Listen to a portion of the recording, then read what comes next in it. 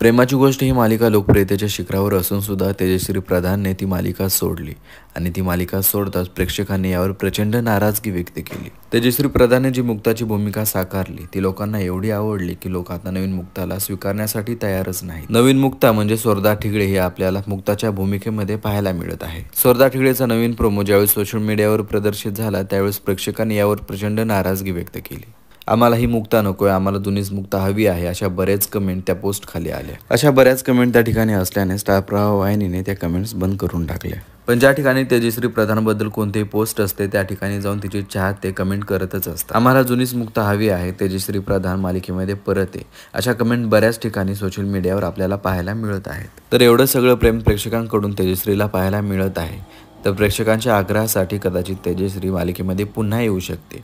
पण जर ते तेजश्रीने मनावर घेतलं तर काही जणांचं असं सुद्धा म्हणणं आहे की मालिकेमध्ये काहीतरी असा वेगळाच ट्विस्ट दाखवा, जसं की प्लास्टिक सर्जरी किंवा काही वेगळं, ज्यामध्ये तेजश्री प्रधान परत आलेली आम्हाला दिसेल। आणि यामध्येच अपूर्वा नेमळेकर आणि तेजश्री प्रधानबद्दल सुद्धा एक मोठी बातमी समोर येत आहे की अपूर्वा नेमळेकर आणि तेजश्री प्रधानमध्ये वाद झालेला आहे, त्यामुळे तेजश्रीने ही मालिका सोडलेली आहे।